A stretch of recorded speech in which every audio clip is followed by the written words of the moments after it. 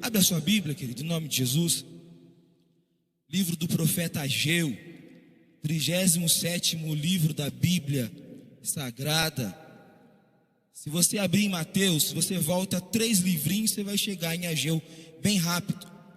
Ageu, um dos 12 profetas menores, capítulo de número 1. O Senhor, Ele tem uma palavra para o nosso coração. Você crê assim? Amém, eu também creio. Todo mundo encontrou aí? Ageu, rapidinho. Se você achar Mateus, você volta um pouquinho.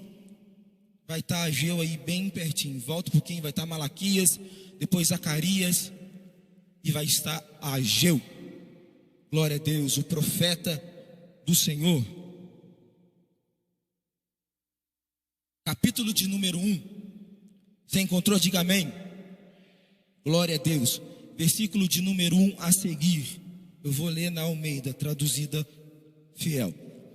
No ano segundo do rei Dario, no 6º mês do 1º mês, veio a palavra do Senhor pelo ministério do profeta Ageu a Zorobabel, filho de Salatiel, príncipe de Judá, e a Josué, filho de Josadaque, o sumo sacerdote, dizendo: assim fala o Senhor dos exércitos, dizendo: este povo diz, não veio ainda o tempo em que a casa do Senhor deve ser edificada. Versículo 3.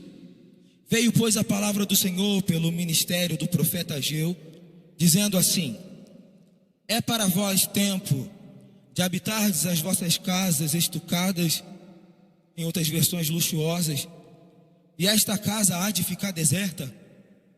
Ora, pois assim diz o Senhor dos exércitos, o Jeová Sabaote: aplicai o vosso coração aos vossos caminhos, semeais muito, e recolheis pouco, comeis, mas não consegue se fartar, bebeis, mas não vos saciais, vestivos, mas ninguém se aquece, e o que recebe salário, recebe em um saquitel furado ou uma bolsa furada.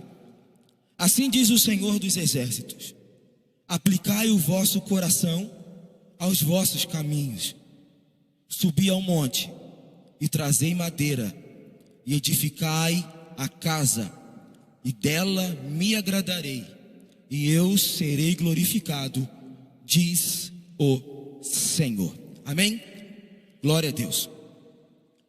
Ageu, profeta do Antigo Testamento, um dos profetas menores. Não quer dizer que ele era menor em expressão, mas que Ageu ele era considerado um dos profetas menores devido à quantidade de profecias e o tempo em que ele profetizou. Ageu profetizou por cerca de 4 meses. Foi um ministério muito curto, muito rápido. E Deus levanta Ageu com um propósito. O nome de Ageu significa festa. E Deus levanta esse profeta por nome de Ageu agora para exortar o povo, a nação de Israel, depois que eles voltaram do cativeiro babilônico. Passados os 70 anos dentro de Babilônia, agora eles retornaram para Jerusalém. E então Deus toma esse profeta por cerca de 520 anos de Cristo para exortar o povo na reconstrução do templo. Então a gente precisa voltar um pouquinho no passado do povo de Israel para entender o contexto em que esse profeta ele começa a anunciar as profecias para o povo de Israel. Nós vamos ver no capítulo 12 do livro de Gênesis que Deus ele tem uma promessa endereçada ao patriarca ainda chamado Abrão. Abrão ainda não tinha o seu nome mudado, mas Deus já havia lhe feito uma promessa: saia da sua casa, da sua parentela, e vai para uma terra que eu te mostrarei. Ali você será abençoado. Aonde pisar as plantas dos vossos pés será abençoado. E em ti serão benditas todas as famílias da terra. E essa promessa, ela passa de geração para geração, pois a promessa estava estabelecida sobre a descendência de Abrão. A promessa não era exclusividade de Abrão, e sim para a sua posteridade. Todos aqueles que viessem de Abraão, eles eram herdeiros da promessa. Abraão ele era impedido de ter filhos, porque Sara, sua esposa, era estéril. Então Deus intervém e abre a madre. Ela gera Isaac. Isaac agora é portador da promessa de Deus. Isaac agora vai gerar os gêmeos Jacó e Esaú. E a Bíblia vai dizer que a promessa repousa sobre a vida do mais velho, que era Jacó, que posteriormente ficou chamado de Israel. E essa promessa continua estabelecida. E Deus ainda, quando está falando com Abraão, ele disse que esse povo, o povo da promessa, ficaria em cativeiro por quase 400 anos. E depois disso ele suscitaria do meio deles um libertador, um líder que tiraria esse povo de dentro do cativeiro do Egito. E agora, a promessa repousada sobre Israel. Israel agora é morto e a promessa repousa sobre José. E a Bíblia vai dizer que todos os descendentes de Jacó vão para o Egito. E eles ficam acampados no território chamado Gósen. E ali eles se estabelecem, crescem e viram uma grande comunidade. A Bíblia vai dizer que passado algum tempo, o faraó, que agora é levantado, não conhecia a história de José. E então ele começa a perseguir, por intervenção de Deus, lógico, para que o povo saísse daquela situação de dentro do Egito e agora alcançassem uma terra que ele havia prometido para os seus pais, Abraão. E agora Deus levanta Moisés, o libertador. Moisés agora toma aproximadamente 3 milhões de pessoas e ali eles vão em direção à terra prometida. Vocês conhecem a história. Moisés lidera o povo 40 anos e então agora Moisés é morto. E Deus agora levanta, no momento em que eles vão assumir o território que Deus havia prometido, um homem chamado Josué. E agora eles não precisam mais de um líder, agora eles precisam de um conquistador. É nesse momento que Deus levanta Josué com uma intrepidez e uma capacidade de conquistar tremenda vinda da parte do Senhor. E agora eles estão distribuídos em 12 tribos. E eles começam a pleitear aquelas terras e conquistar aqueles lugares. E ali 12 tribos são estabelecidas. E a Bíblia vai dizer que agora inicia-se, após o período da conquista, deles estarem estabelecidos naquela terra, o período da dominação do povo. Eles já estavam ali estabelecidos. Só que vinha momentos em que o povo se distraía e acabava se afastando de Deus. É nesse momento então que Deus começa a levantar os juízes de Israel, todos esses para julgar a nação. E em momentos de aflição, em momentos de apuros, para serem libertos da mão dos seus opressores. Ao final de todos esses anos, a Bíblia vai dizer que o último dentre eles é o juiz chamado Samuel. E quando Samuel agora sobre a ordem de Deus, cuidando do povo, além dele ser juiz, ele era profeta e também sacerdote. E Samuel cuidava do povo, mas a nação de Israel, ela se encantou com os povos vizinhos. Eles ficaram encantados porque eles tinham um rei. Ele tinha alguém a quem eles deveriam dar satisfação. Então a Bíblia vai dizer que eles chegam até Samuel, o último juiz, e pedem que seja estabelecido um rei. Vocês conhecem a história. Deus levanta um homem chamado Saul, o benjamita. E Deus levanta Saul, e Saul governa Israel durante 40 anos. Posteriormente vem Davi, e Davi governa mais 40 anos. 7 anos ele reinou em Hebrom, e 33 anos ele reinou em todo o território de Judá, totalizando 40 anos. Após o reinado de Davi, Davi deixou tudo pré-estabelecido para que Salomão viesse com toda a sua glória construir o templo de adoração ao nome do Senhor. Historiadores e arqueólogos americanos vão dizer que seria necessário hoje, na moeda atual, em dólares, cerca de 7 bilhões de dólares para construir tudo aquilo que Salomão fez durante a construção do templo em adoração ao nome do Senhor. Era algo incrível, era algo maravilhoso.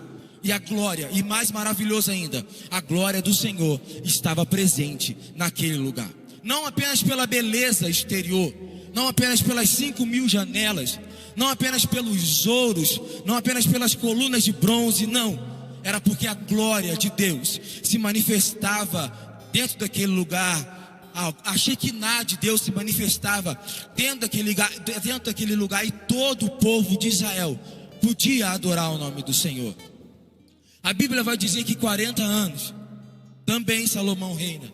Agora Salomão é morto, e o reinado vai ficar sobre a responsabilidade do seu filho, chamado Roboão. Vai haver uma confusão entre o povo, e ali vai haver uma divisão.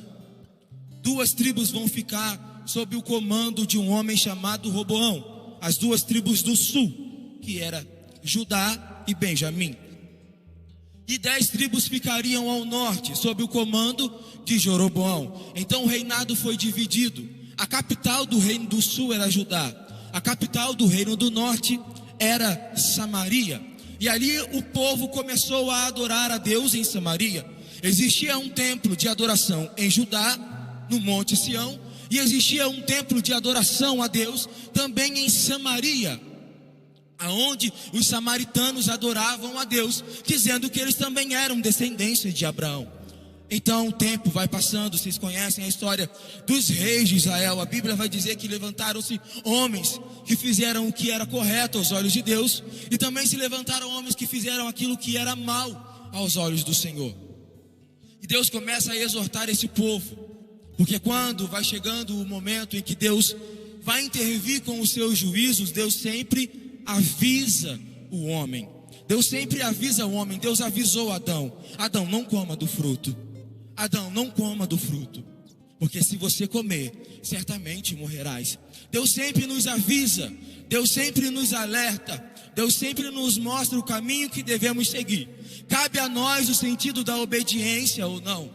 E o povo de Israel, infelizmente, escolheu a desobediência.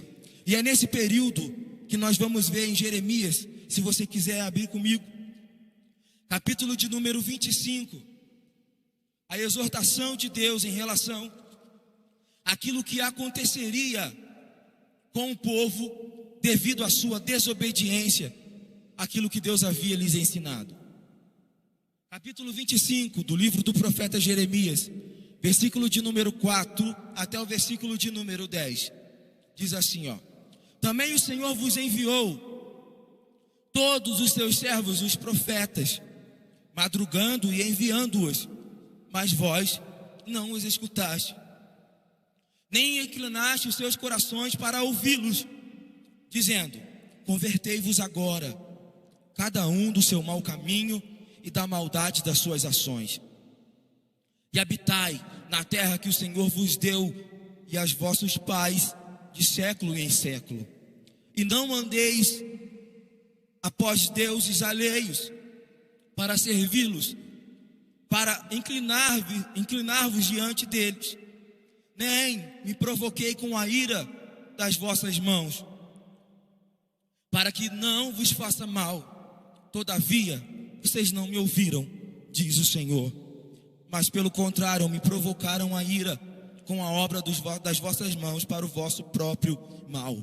Portanto, assim diz o Senhor dos Exércitos: visto que não escutaste as minhas palavras, eis que eu enviarei e tomarei de todas as gerações do norte, diz o Senhor, como também a Nabucodonosor, rei da Babilônia, meu servo, e os trarei sobre esta terra, e sobre os seus moradores, e sobre todas estas nações em redor, e os destruirei totalmente, e pô-los-ei em espanto e assobio, e em perpétuos desertos. Deus usa o profeta por nome de Jeremias para avisar o povo acerca daquilo que Deus iria fazer devido à sua desobediência. Contudo, o povo de Israel continuou ainda com os seus ouvidos tampados e fazendo pouco caso das advertências de Deus com relação às suas atitudes. Então é chegado o momento de Deus agir. E a Bíblia vai dizer então que se levanta um homem por nome de Nabucodonosor, rei da Babilônia. Babilônia se tornara uma grande potência mundial da época. E eles haviam conquistado vários territórios. E agora é chegada a hora do povo de Deus sofrer as consequências da sua desobediência. A Bíblia vai dizer que são 3 intentos de Nabucodonosor contra Judá. No primeiro intento, ele leva o rei chamado Jeoaquim em cativeiro, e a Bíblia vai dizer que Joaquim, ele simplesmente se rende, ele não faz nenhum esforço, e ele é levado então cativeiro para a Babilônia, juntamente com algumas pessoas. No segundo intento, a Bíblia vai dizer que agora Jeoaquim é morto, e o seu filho Joaquim reina em seu lugar. E agora Joaquim é levado para a Babilônia no segundo intento de Nabucodonosor. Junto com Joaquim, o rei, a Bíblia vai dizer que mais 10.000 homens da corte, do palácio real de Judá, também foi levado para a Babilônia. Dentre eles estavam Daniel, Sadraque, Mesaque e Abidnego. Eu esqueci o nome hebraico deles, é Azarias, Misael e...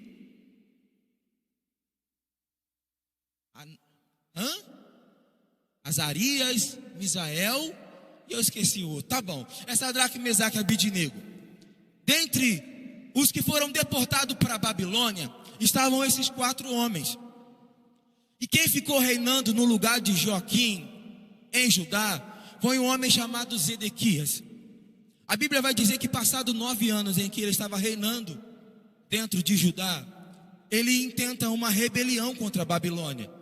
Ele ouviu o intento do faraó Neco do Egito, e o faraó chegou para ele e falou o seguinte: eu vou ajudar você nesse combate, vou mandar para você um exército, cavalaria, armas, e a gente vai intentar contra a Babilônia em uma rebelião.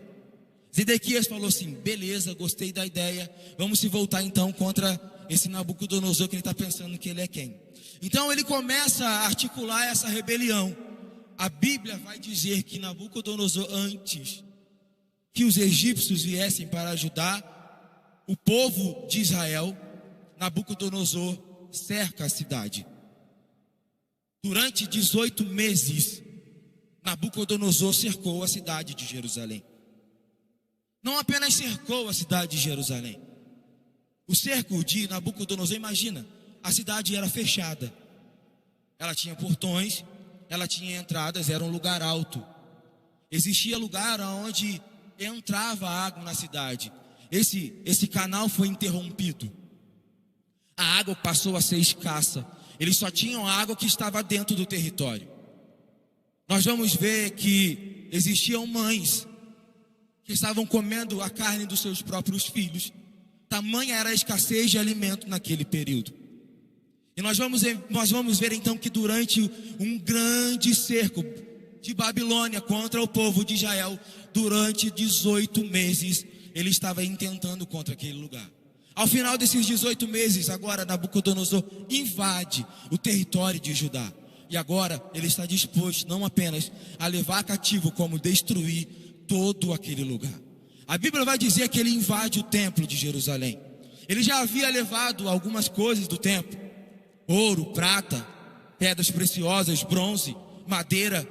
Mas agora ele vem para levar tudo o que era possível, inclusive a arca da aliança. Os utensílios sagrados do templo do Senhor foram levados para a Babilônia. A mesa dos pães, o candelabro de ouro, o altar do incenso, tudo foi levado para a Babilônia. Aquele templo foi destruído, as suas paredes foram jogadas no chão, as suas portas foram queimadas no fogo, e toda a cidade foi incendiada. A Bíblia vai dizer que Nabucodonosor leva todos os utensílios para dentro de Babilônia. E agora ele está estabelecido ali com o povo judeu em escravidão. Um povo debaixo da servidão devido à sua desobediência, por não ouvir a Deus, por não atentar para aquilo que Deus havia dito há muito tempo atrás. Parece que eu vejo a minha pessoa nem o povo de Israel, porque quantas e quantas vezes Deus já não me alertou a respeito de algumas decisões, e sempre eu posso incluir nós passamos a não ouvir e entender aquilo que Deus espera de cada um de nós. E a esse povo que agora está exilado, cativo dentro de Babilônia, Historiadores vão dizer que quando Nabucodonosor entra para destruir a cidade, as mulheres que estavam grávidas, os seus ventres são abertos e os filhos são arrancados de dentro. As mulheres morrem, os filhos também morrem. É um grande caos, é uma grande tormenta dentro do território de Jerusalém. O povo sai dali totalmente traumatizado e agora escravizados, devido à sua desobediência. Mas o nosso Deus é um Deus infinitamente misericordioso. E enquanto nós estamos respirando, Ele nos está dando a oportunidade de refazer a nossa trajetória. Se erramos e desobedecemos, hoje é noite de ouvir a voz do Senhor. Se atentamente ouvirdes a voz do Senhor teu Deus, comereis o melhor dessa terra. Se atentamente ouvires a voz do Senhor teu Deus, bendito serás ao entrares, bendito serás ao saíres, bendito será o fruto do vosso. A partir do momento que nós obedecemos a Deus na nossa vida, pode ter certeza. Quer dizer então que não vai ter luta? Não é assim. Pode até ter luta, mas tenha certeza de que em meio à batalha, em meio à luta, Ele sempre estará presente contigo. E agora o povo está escravizado, e o alerta de Deus era que esse cativeiro duraria 70 anos. 70 anos eles ficariam dentro do Egito. Após esses 70 anos, eles retornariam para a sua pátria, eles retornariam para a sua terra. Abre comigo em Isaías, capítulo 44, e vamos ler a promessa de Deus por meio do profeta Isaías. Isaías capítulo 44, versículo 24.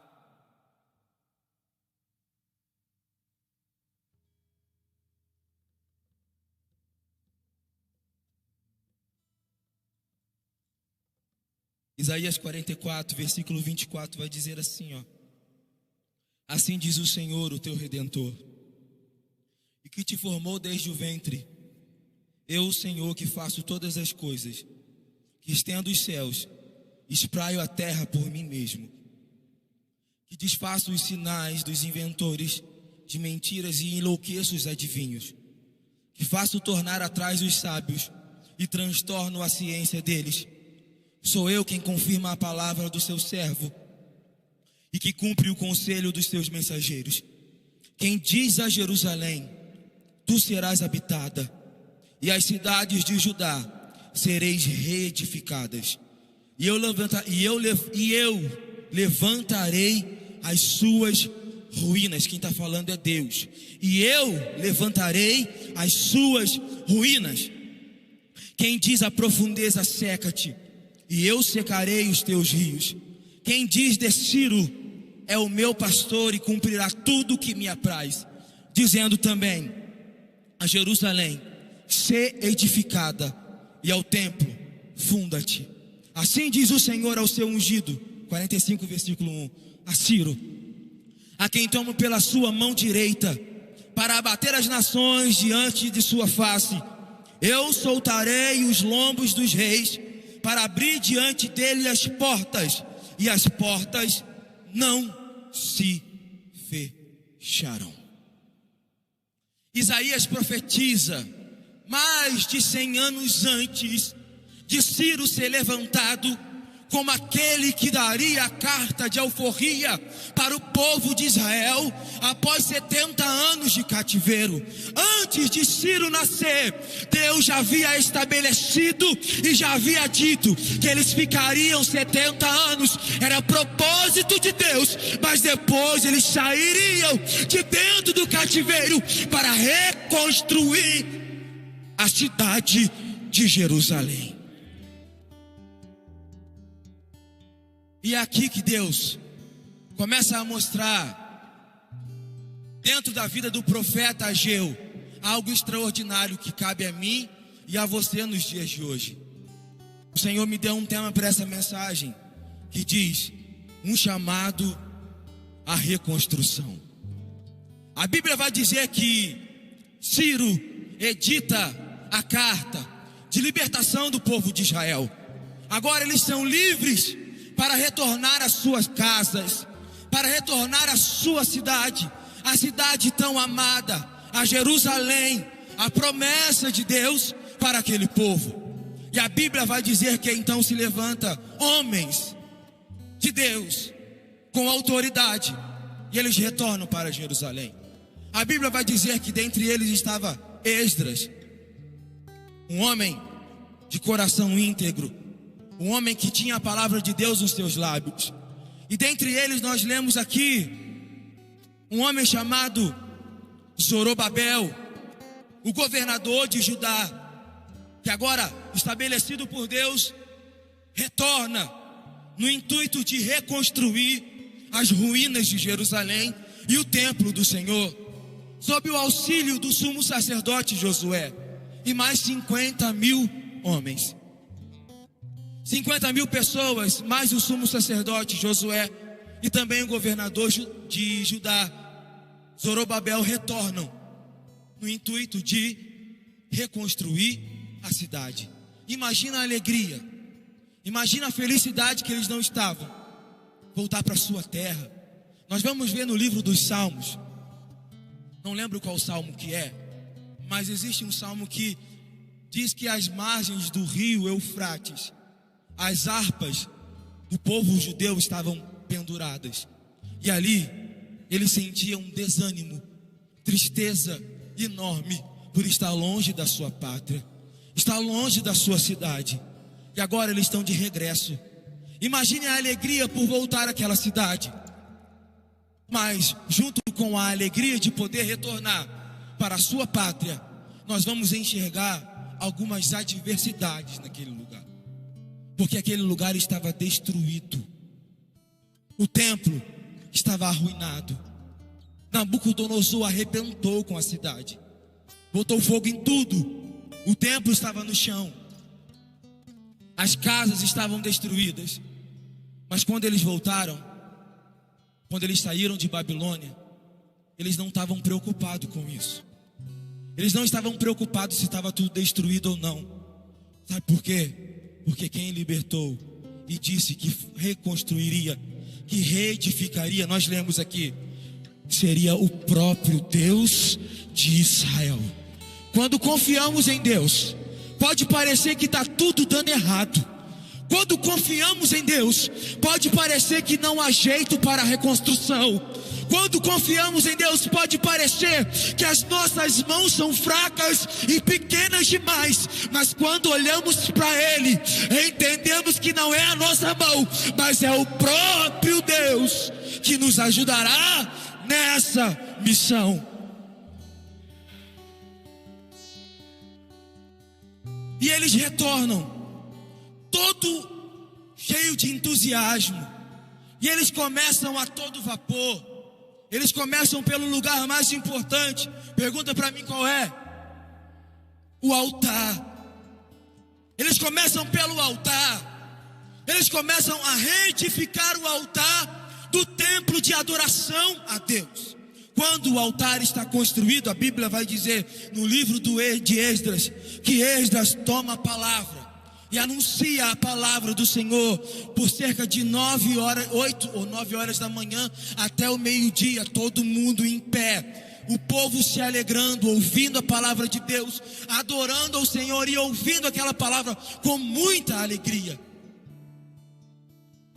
O altar está construído, e além do altar agora eles lançam os fundamentos, eles lançam os alicerces do templo de Jerusalém. Isso passa-se 2 anos.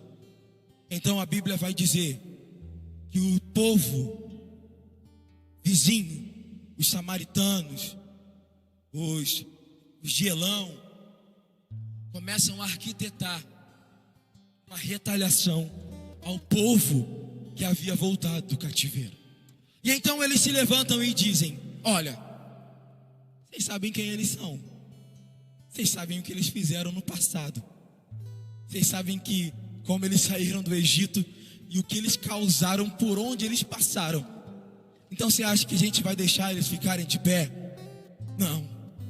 Nós vamos fazer de tudo para derrubar eles. Você acha que o diabo está contente com a sua vinda até este lugar? Você acha que ele não tem enviado exércitos demoníacos para intentar contra a sua vida e paralisar a tua vida espiritual? A todo momento nós estamos em guerra. E nós louvamos aqui hoje, nessa noite. A nossa guerra não é uma guerra carnal. A nossa guerra é uma guerra no mundo espiritual. A todo momento ele tenta paralisar a nossa adoração.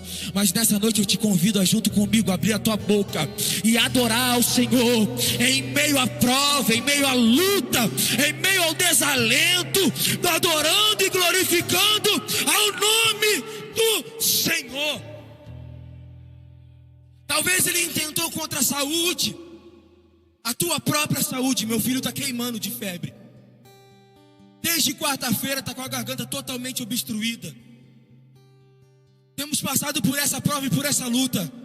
Mas presta atenção numa coisa: nós continuaremos adorando e glorificando ao nome do Senhor. Talvez a sua luta seja pior do que a minha. Talvez você tenha perdido algum ente querido. Talvez você esteja desempregado. Talvez vocês precisam pagar uma conta amanhã e vocês não têm dinheiro. Talvez vocês estão preocupados com tantas coisas. Mas preste atenção numa coisa: não deixe de adorar, não deixe de se alegrar. Estamos na presença do Deus poderoso. Aleluia. Não deixe que nada tire a sua paz, a sua alegria de exaltar e adorar ao nome do Senhor. A nossa vida é eterna.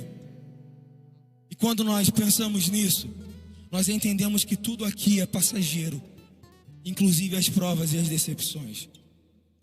E agora eles começam a edificar ali, e vêm os samaritanos e eles falam para Ciro: Ciro, é o seguinte, esse povo aí que se libertou, eles estão fazendo isso aí porque eles vão se rebeliar. Eles vão se levantar aí e vão querer vir atacar você. Faz um edito aí, manda eles parar essa obra agora. A Bíblia vai dizer que Ciro acredita.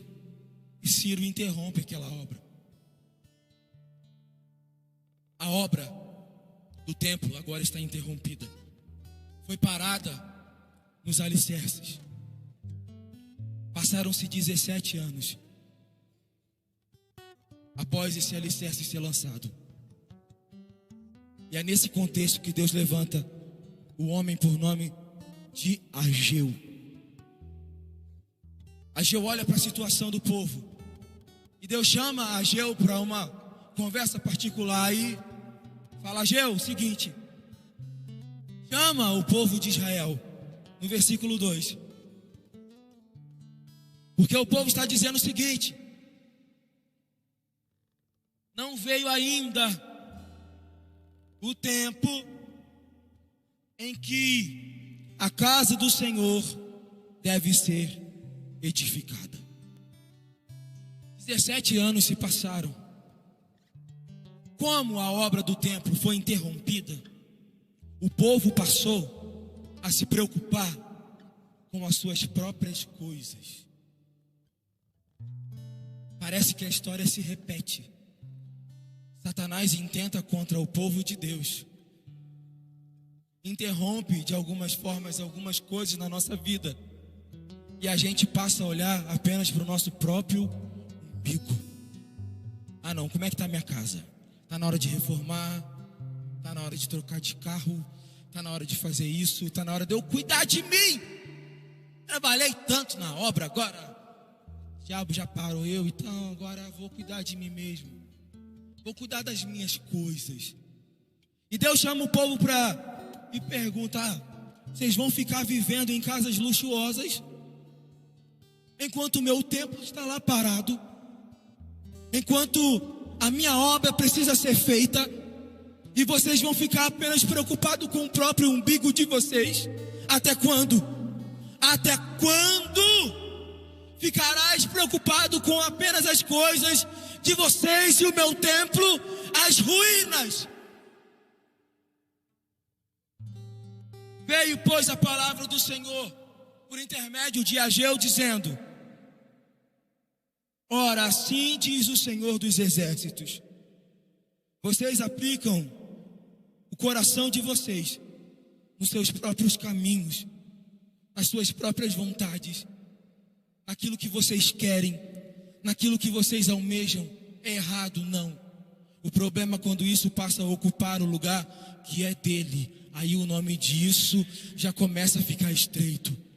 Quando as coisas que nós queremos, os nossos sonhos, os nossos projetos, os nossos, ficam à frente dele, aí que nós estamos em confronto com o nosso Deus.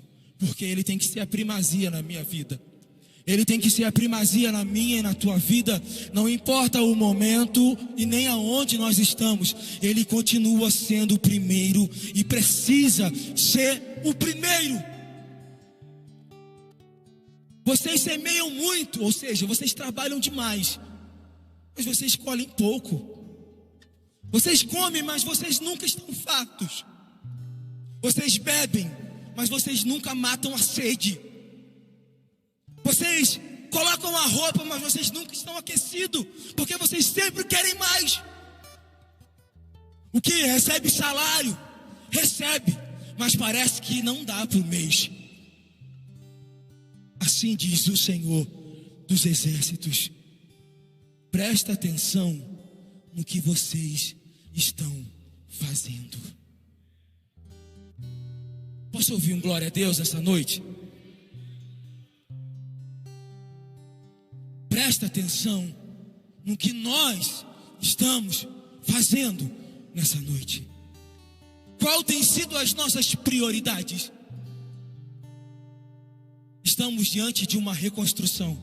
O tema diz: um chamado à reconstrução. O mundo está um caos. Quando olhamos para o mundo lá fora, nós vamos presenciar tragédias milhares de situações que eu tenho certeza que nenhum de nós gostaria de estar passando. Posso citar uma rápida. Terça-feira, cidade de Petrópolis, Rio de Janeiro.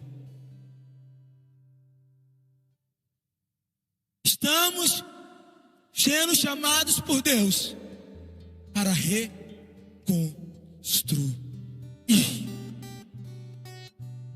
Eu não sei o que te fez parar. Eu sei que Deus te chamou. Eu sei que Deus me chamou.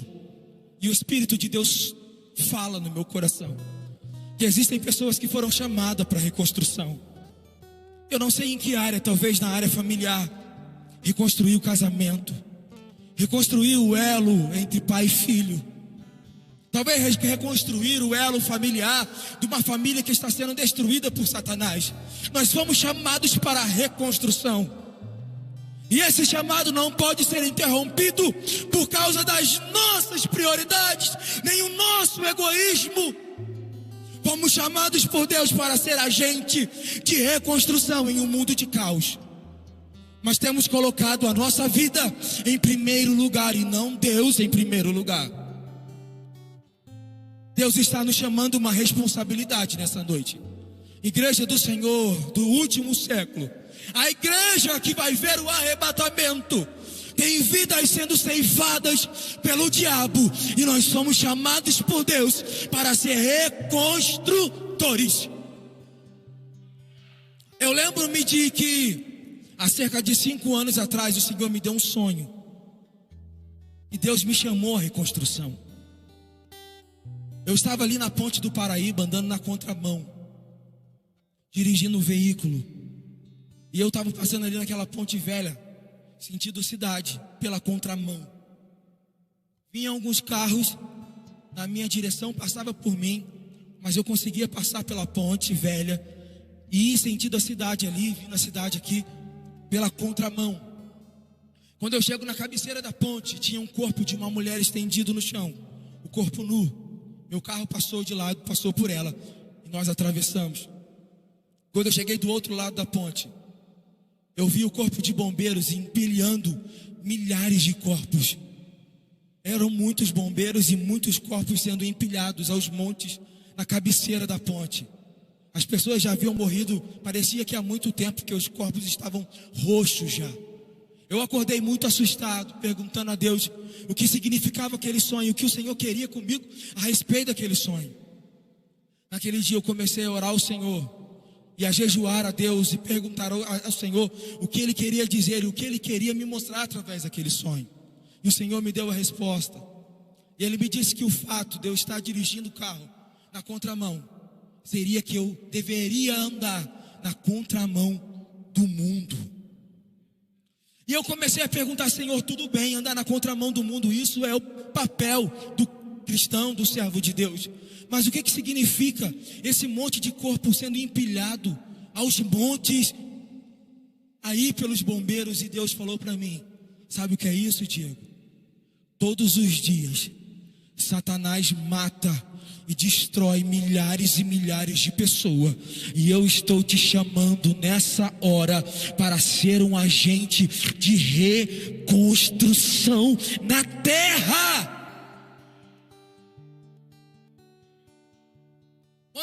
Quando eu sonhei isso, fazia 6 meses que eu tinha voltado. 6 meses eu fiquei desviado, 1 ano desviado da presença do Senhor. E quando eu retornei, fazia 6 meses que eu estava de volta. O Senhor me trouxe esse sonho de revelação. E eu tenho certeza que eu vou abraçar essa causa. E eu quero ser, assim como você também, um agente de reconstrução em um mundo de caos. Amém? Você acredita nisso? Glória a Deus. Isso pode começar dentro da sua casa hoje. Pode começar dentro do seu casamento hoje. Pode começar na rua onde você mora hoje. Pode começar no lugar onde você trabalha hoje. Pode começar na escola onde você estuda. Você precisa ser um agente de reconstrução. Só que para reconstruir não é simples. Não é fácil. A gente enfrenta dificuldades. A gente passa por momentos. Imagina esse povo. Eles retornam agora do cativeiro de Babilônia. Eles até vêm felizes e dispostos a fazer o que o Senhor havia dito para eles fazerem. Só que surgiu o desinteresse. Eles colocam a prioridade deles acima da prioridade de Deus. E é então dentro desse contexto que Ageu, ele convoca o povo e chama eles para a responsabilidade. E olha que lindo. O desinteresse agora começa a convergir em uma disposição para o trabalho. E começa justamente por quem deveria começar. Capítulo 1, versículo 12 vai dizer: então ouviu Zorobabel, filho de Salatiel, e Josué, filho de Josadaque, o sumo sacerdote, e todo o resto do povo ouviu a voz do Senhor seu Deus e as palavras do profeta Ageu, como o Senhor seu Deus o tinha enviado, e temeu o povo diante do Senhor. Então Ageu, o embaixador do Senhor, falou ao povo conforme a mensagem do Senhor, dizendo: eu sou convosco, diz o Senhor. Então o Senhor levantou o espírito de Zorobabel, filho de Salatiel, príncipe de Judá, e também o espírito de Josué, filho de Josadaque, sumo sacerdote, e também o espírito do restante do povo, e vieram e trabalharam na casa do Senhor dos exércitos, seu Deus. A exortação do profeta trouxe ânimo para o povo de Israel, a começar pela liderança, a começar pelos líderes do povo, Zorobabel e Josué, o sumo sacerdote. O despertar da liderança é muito importante para que nesse processo de reconstrução exista ânimo entre todos e isso aconteça de forma genuína e gloriosa. Mas preste atenção numa coisa: as pessoas têm uma falsa interpretação acerca de liderança. Liderança é aquele que influencia outras pessoas a fazer o que é certo ou fazer o que é errado. A liderança, ela tanto pode influenciar para o bem quanto para o mal. Entenda uma coisa: a liderança, ela só se coloca de pé a partir do momento em que alguém se dispõe a fazer alguma coisa. Você não entendeu, né? A liderança, ela só acontece, ela só se abre quando alguém se dispõe a fazer alguma coisa. Seja o primeiro hoje a se colocar à disposição de Deus e começar a influenciar aonde você estiver. Ah, não, mas eu não sou pastor. Não, mas eu não sou líder de departamento nenhum. Não, mas eu não sou obreiro, eu não cuido de nada. Será que você não cuida da sua família? Será que você não é líder da sua casa? Será que você não pode influenciar de uma forma correta, de uma forma íntegra, as pessoas que estão ao seu redor, para se voltarem para Cristo e alcançarem a salvação? Todos que aqui estão são chamados por Deus para a liderança. E quando chamados por Deus para exercer esse processo de liderança, começamos a influenciar aonde a gente estiver. O grande erro de alguns é que acredita que a liderança só quando um cargo está determinado e distribuído sobre ele. Não. No seu trabalho, você pode ser um grande líder e um grande agente de reconstrução para o reino de Deus na terra. O problema é que algumas pessoas só querem fazer quando são empossadas de algum cargo. Quando eu dou testemunho daquilo que Deus fez por mim, da onde Ele me tirou, da onde Ele me salvou, eu estou influenciando a outros a quererem conhecer o mesmo Deus que eu sirvo e receber a mesma transformação que eu recebi. Seja hoje e esteja à disposição de Deus para a glória do Senhor. Um segundo problema que a gente vê que esse povo enfrentou, que essa nação enfrentou no processo de reconstrução, foi o problema do desencorajamento, a falta de coragem, a falta de ânimo em meio à situação em que eles estavam vivendo. No capítulo 2 desse mesmo livro do profeta Joel, a gente vai ver mais uma vez que Ageu, ele toma a palavra e ele começa a anunciar ao povo dizendo assim: quem entre vós que tendo ficado, versículo 3, quem tendo ficado e viu esta casa na sua primeira glória, e como vedes agora, não é esta como nada aos vossos olhos comparada à beleza do templo de Salomão? Ora pois, esforça-te, Zorobabel, diz o Senhor, e esforça-te, Josué, filho de Josadaque, sumo sacerdote, e esforçai-vos todo o povo da terra, diz o Senhor, e trabalhai, porque de novo o Senhor vai dizer: eu sou convosco, diz o Senhor dos exércitos. Existe uma grande diferença entre o verbo estar e o verbo ser. Deus, ele fala para o povo que não que está com eles, mas que é com eles. O verbo estar significa que estaria momentaneamente e depois se retiraria.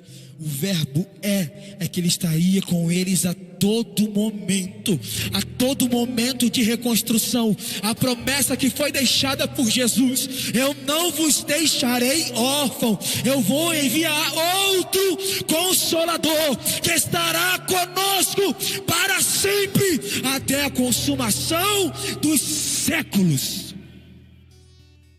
Nós não estamos sozinhos. O grande problema é que a gente acha que vai fazer tudo sozinho.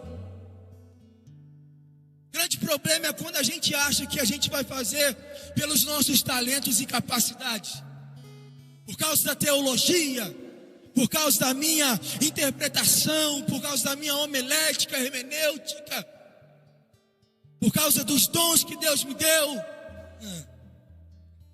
e coloca Deus de lado. Os dons e talentos são apenas adereços, porque o que fala maior e mais alto é Ele, o Espírito Santo de Deus. Em Coríntios, Paulo fala que os dons, os talentos, eles precisam ser usados para a edificação do corpo, não para uso pessoal. Não é para mim se vangloriar porque eu canto muito, porque eu prego muito, porque eu sei muito, porque eu faço muito. Não, o dom que Deus derramou sobre a igreja é para ser transbordado sobre aquele que está fraco, sobre aquele que não sabe, sobre aquele que não consegue. Não para a gente achar que é estrelinha, que a gente pode, que a gente faz. É Ele, é tudo dele, é tudo dele, só para Ele. E esse povo achou, não, a gente não vai conseguir. Imagina, olha como é que era o templo de Salomão. O cara era gigante, era gigantesco, tinha muito ouro, muita prata. O cara era muito grande. A gente não vai chegar nem aos pés quando eles viram os alicerces no chão. Quando a gente confia na nossa força, é isso que a gente faz. Quando Deus te chamou, Ele não olhou o que você tinha. Quando Deus te chamou, Ele só te chamou e pronto. E se Ele te chamou, pega e vai, porque o resto Ele garante. Quem derrama, quem dá capacidade, quem dá instrução, quem faz é Ele, somente Ele. Quando a gente entende isso, a nossa vida passa a ser diferente em todos os sentidos, não apenas no mundo espiritual, mas na nossa vida em si. Entendemos que é Deus que está cuidando, é Deus que está zelando. Se Ele falou, pode ir com força, que é Ele que garante, em nome de Jesus. Porque assim diz o Senhor dos Exércitos, o Jeová Sabaote: ainda uma vez, daqui a pouco, farei tremer os céus e a terra, o mar e a terra seca, e farei tremer todas as nações, e virá o desejado de todas as nações, e encherei esta casa de glória, diz o Senhor dos Exércitos. Minha é a prata, meu é o ouro, diz o Senhor dos Exércitos. A glória desta última casa será maior do que a primeira, diz o Senhor dos Exércitos, e neste lugar darei paz. Você não entendeu? Era para você estar pulando nessa cadeira.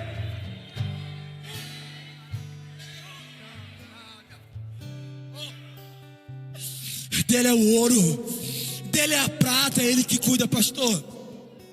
Deus fala para o Senhor hoje, nessa noite: minha é a prata, meu é o ouro. Estabeleci este lugar como casa de oração. Não perturbe o teu coração, porque hoje estou enviando a providência a teu respeito, diz o Rei da Glória. Você acredita? Dá uma salva de palmas para Jesus. O nosso Deus é o Deus poderoso. Uns confiam em carros, outros confiam em cavalos, mas nós fazemos menção ao Senhor dos Exércitos, o Deus Todo-Poderoso. Não sei o que você está passando e enfrentando, mas eu tenho certeza que Deus é quem garante. Deus estava falando mais ou menos assim para o povo, ó. Vocês não entenderam. Vocês entenderam errado. Vocês estão construindo e estão preocupados com as paredes. Vocês estão preocupados com as coisas que ficam e perecem. Mas o que enche a casa de glória não é o exterior, mas sim aquilo que está dentro. Quem enche a casa de glória não é o que está por fora. Por fora a gente pode maquiar, embrulhar e mandar embora, mas o que enche a casa de glória é o que está dentro dela.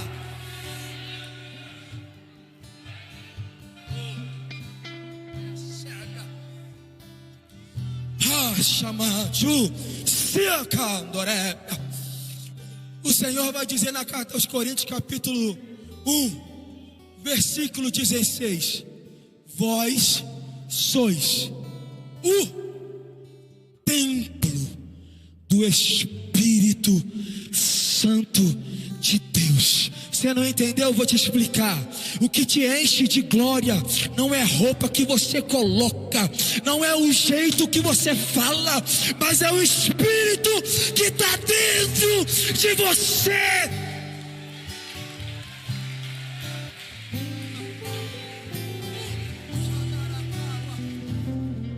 Então por que você está temendo em se levantar e fazer aquilo que precisa ser feito? Se dentro de você mora aquele que é dono de tudo, e ele tem todo o poder no céu e na terra. Jesus fala: não temam o homem, porque o homem mata e ponto, mas temei aquele que tem poder para matar e lançar a alma no inferno. Temos que temer a Ele, ao gerador de vida, que está presente aqui nessa noite, te chamando para reconstruir. Não sei o que, mas Jesus está te chamando para reconstruir. Eu vou falar de novo, eu não sei o que, mas Jesus está te chamando para reconstruir nesta noite. Aracau, céu, oh Espírito Santo, essa promessa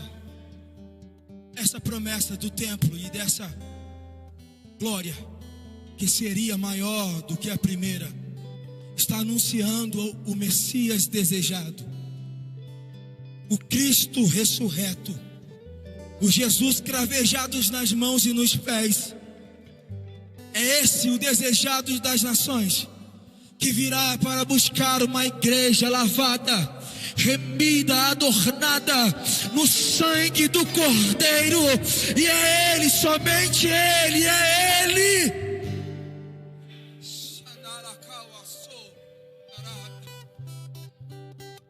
Nós somos esse agente de transformação, de reconstrução em meio ao mundo de caos.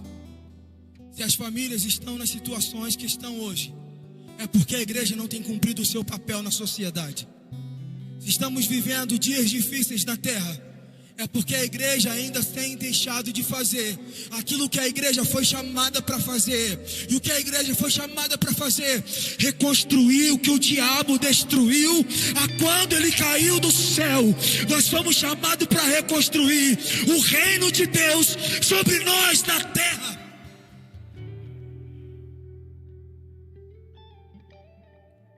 Somos chamados por Deus e temos essa responsabilidade. E é essa a exortação do Senhor sobre a nossa vida. E aqui eu concluo no capítulo 2, versículo 21, 22 e 23. Aqui nós vamos ver o anúncio da gloriosa volta do Messias adorado.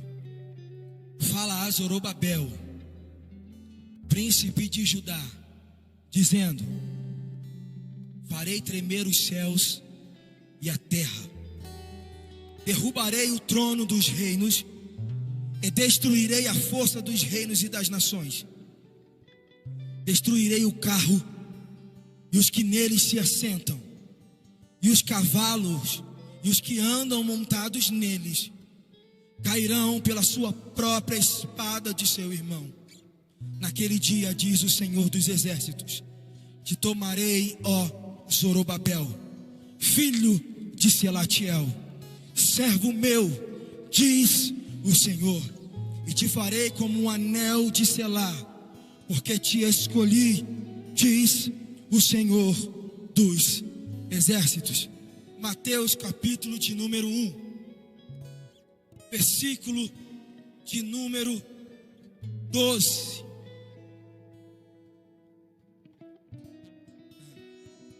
E versículo de número 13. E depois da deportação para a Babilônia, Jeconias gerou a Salatiel, Salatiel gerou a Zorobabel, Zorobabel gerou a Abiúde, Abiúde gerou Eliaquim, Eliaquim gerou Azor, Azor gerou Sadoque, Sadoque gerou Aquim, Aquim gerou Eliúde, Eliúde gerou Eleazar, Eleazar gerou Natã, Natã gerou Jacó, Jacó gerou José, marido de Maria, da qual nasceu Jesus, o chamado Cristo. De sorte que todas as gerações, desde Abraão até Davi, são 14 gerações. Desde Davi até a deportação, 14 gerações. Desde a deportação para a Babilônia até Cristo, 14 gerações.